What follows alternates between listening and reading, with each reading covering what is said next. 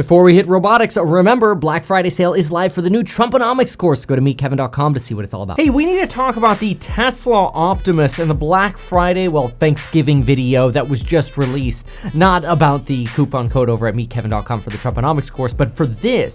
If you haven't seen this yet, this is absolutely remarkable. This is a teleoperated Optimus robot. This is not a person in a suit. It is somebody wearing robotic controls, and you can really see how far the joint movement here of the Optimus has come and how far robotics are going. Now, what's really scary about this is what this really means for the future. Now, I'm going to break down a few things first on reactions from folks who work at Tesla and a little bit more on what we observe here.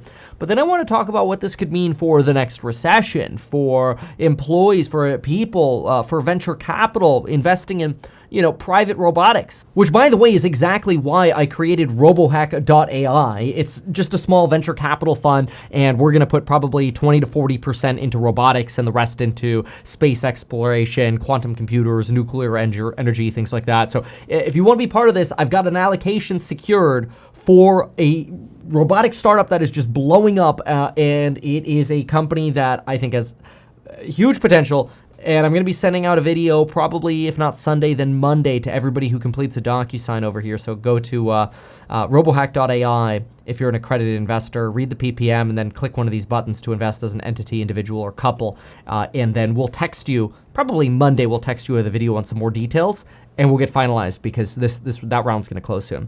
But first, let's talk about what we've got here. So what we have here first is look at these hand joints. Now, obviously, somebody's wearing this, so they're going to be wearing a helmet of some sort and gloves to sort of track the movement here of the robot.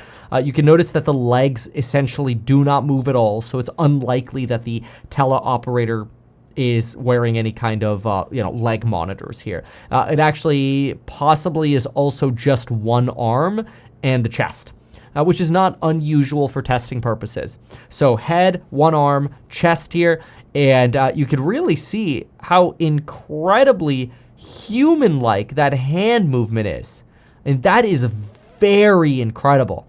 The movement over, the hand bend, the squeeze. They probably tried this like 30 times to do it, and there's little Optimus hanging out over here on the door, which is kind of funny, the little bot they sell for $40, the toy on the Tesla website. But even the head movement looks incredible, because after you see this head movement here, you kind of see this little head bob of like satisfaction, which is pretty awesome. So really, really cool. Anyway, let's look at some commentary that we have here from folks at Tesla, including Elon Musk, who says, "Nice work by the Optimus team." Here's a post from Milan Kovac. Our new hand/forearm with double the number of degrees of freedom now in action on the bot. There are 22 degrees of freedom on the hand and 3 on the wrist and forearm, which is pretty important. This forearm to have this sort of bend motion here, and then the freedom on the wrist to actually do these sort of grabs. And they're at 22 in total on the hand, which that would be sort of the joints that let you grab each finger, right? These are all going to be multiple degrees of freedom here. This little video was made last night in the lab, teleoperated. I'm glad that they disclosed that here. I mean, it's obvious that at the Robo Day, the Wii Robot Day, it was obvious that this was a teleoperated robot, or it should have been to folks. But really what the remarkable thing here is this, is the more these robots, the actuators are there. I mean, let's just be clear. The actuators and the mechanics, if we could do this and we can mass produce this, the mechanics are there. Now what the question is how do you train these things? How do you get the data to do something over and over again? Well, the cool thing is you could start these suckers in a factory. And yes, this is probably all 100% teleoperated right now. But the fact of the matter is, how much do you actually have to train a robot to do the same frickin' thing over and over again? Load the boxes, unload the boxes, take out the trash, go up and down the stairs, sweep the floor, hand out water bottles, whatever. You don't actually have to do that much training for a robot compared to a car, which is dealing with so many uncontrolled circumstances, whereas a robot at first in a factory is in a controlled circumstance. What you actually have is a situation where, hey, you can train these robots to do a lot of the tasks very, very rapidly and at minimal cost because they're in a controlled environment. It's totally different than a car. The car is in an uncontrolled environment. Now, obviously, is this Optimus going to be in your home doing whatever you want anytime soon? No, of course not. But one of the downsides right now of robotics is this idea of, okay, well, how are you going to train the robots? Where are you going to get the data from? You don't need that much data to open and close boxes or doors or, do the same thing over and over again, these monotonous things in a factory. So this is actually really, really huge. So anyway, this is real time. It gives us the confidence that soon we'll be making all new bots with those actuators. Still some work to finish by the end of the year, in particular around extended tactical sensing integration, much more surface coverage than the previous hand. How much can it sense? How much can it train, basically? Very fine controls through those tendons and shaving some weight off the forearm. Weight's really important when it comes to robotics. That's why you'll often see them tethered, by the way. So like right here, he's tethered. Mostly because while they're learning, they're going to fall over. And to reprint all this 3D printed cladding is a pain in the butt. And it just doesn't actually help you do anything. So you may as well just tether it. And you keep it plugged in that way too. But anyway, interesting challenge around having some squishiness and compliance and a protective layer on the fingers and palm without affecting the tactile sensing much. It's pretty cool. Congratulations to the hardware and firmware teams. Very cool. Our new hand is much closer to human hand capability. This is from Julia. It's even faster and has many more degrees of freedom, which allows us to do more tasks such as catching a ball, which was almost impossible with the previous hand. Very exciting. Low latency teleoperation engineering is being missed and misunderstood. This is another thing. Like, this person's so right. Who's actually paying attention to the fact that the latency here is like, what? A fraction of 10 milliseconds or something like that? Probably somewhere between 1 to 10 milliseconds, maybe even 1 to 5 to actually pull off catching this ball. And from what we can tell, wirelessly. And the wireless 5G sort of Wi-Fi band technology is there to do that, but it's still pretty impressive. You could put on a glove and a pair of glasses, virtually jump into your robot back home, go outside with your kid to play catch in the future.